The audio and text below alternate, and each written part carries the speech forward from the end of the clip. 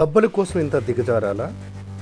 ఒక సెలబ్రిటీ హోదాలో ఉండి వాళ్ళని కొన్ని వేల మంది, ఇంకా చెప్పాలంటే కోట్ల మంది అభిమానిస్తున్నప్పుడు ఒక యాప్ని, అది కూడా ఒక ట్రేడింగ్ యాప్ని ప్రమోట్ చేయడం కోసం మీరు కొంతకాలంగా చూసినట్లయితే మీరు ఫేస్బుక్ చూస్తున్నప్పుడు సడన్గా ఒక న్యూస్, ఇండియన్ ఎక్స్ప్రెస్లో న్యూస్ వచ్చిందన్నట్టు, దానిలో ఒక సెలబ్రిటీని రోడ్డు మీద ఈడ్చుకెళ్తున్నట్టు, చేతులు కూడా ఎక్కడ పడితే అక్కడ వస్తున్నట్టు పోలీసులు, ఆ హెడ్లైన్ కూడా అలానే ఉంటుంది. ఇప్పుడు ఈ బొమ్మలో చూసినట్టయితే శ్రేయా ఘోషల్ని లాక్కెళ్తున్నట్టుగా ఉంది కదా. ఇదంతా ఏంటనుకుంటున్నారు?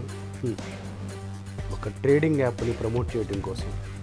అలా మీరు ఎప్పుడైతే న్యూస్ వచ్చింది, ఇండియన్ ఎక్స్ప్రెస్లో న్యూస్ వచ్చింది, శ్రేయా ఘోషల్ ఫ్యాన్స్ గొడవ చేస్తున్నారు, ఆమెను రోడ్డు మీద పోలీసులు ఈడ్చుకెళ్తున్నారు అన్నట్టుగా ముందు హెడ్లైన్ ఉంటుంది.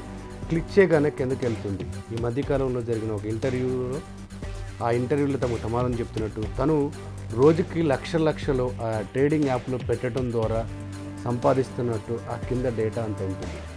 ఎంత చీప్ టెక్నిక్స్ అండి ఇది. సరే, ఆ కంపెనీ వాడు ఏదో మతిలేక చేస్తున్నాడు అనుకున్నాం, లేదా వాడి డబ్బుల కోసం చేస్తున్నాడు, మతిలేక కాదు బిజినెస్ కోసం చేస్తున్నాడు అనుకున్నాం. ఇంత పేరు ప్రఖ్యాతులు సంపాదించుకొని, ఇంత ఆస్తులు కూడబెట్టుకున్న తర్వాత ఇంత అసహ్యమైన ఫోటోలు సోషల్ మీడియాలో పెడుతూ జనాల్ని డైవర్ట్ చేయడం కోసం, కేవలం వాళ్ళ అభిప్రాయాలు అంటే వాళ్ళ అటెన్షన్ క్యాప్చర్ చేయడం కోసం చేసి ఇంత చెత్త యాడ్లకి ఇటువంటి చెత్త ఫోటోలు వేసి పోలీసులు లాక్కెళ్తున్నట్టు, ఈడ్చుకెళ్తున్నట్టు ఫోటోలు వేస్తుంటే ఈ సెలబ్రిటీలకి కాస్తైనా సిగ్గు లేదా, కాస్తన్నా మనసు లేదా, కాస్తైనా ఇంకేం చెప్పాలి అనే మాట కూడా నాకు రావట్లేదు. అంటే ఒక స్థాయికి వెళ్ళిన తర్వాత డబ్బులు పెద్ద అవసరం కాదు.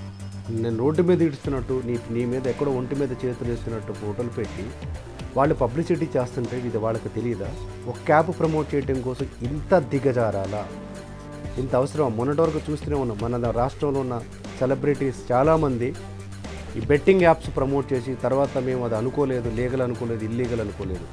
అంటే వీళ్ళ కామన్ సెన్స్ ఎంత ఉంది, వీళ్ళకున్న డిగ్నిటీ ఎంత ఉందో దీన్ని బట్టి అర్థమవుతుంది. కాబట్టి ఎవరు వెర్రి అభిమానాలు పెంచుకొని వీళ్ళని ఏదో పెద్ద దేవుళ్ళు దేవతలు అనుకోవటం తప్పు. వీళ్ళ కనీసం సామాజిక అవగాహన ఎప్పుడు వస్తుంది? సామాన్యులు ఇలా అతి భయంకరంగా పక్కదోవ పట్టించే మార్గం నుంచి సక్రమ మార్గంలో ఎప్పుడు వస్తారు? వీళ్ళని ఇంత అభిమానించడం అవసరమా? ఇది ఈనాటి సామాన్య ప్రశ్న.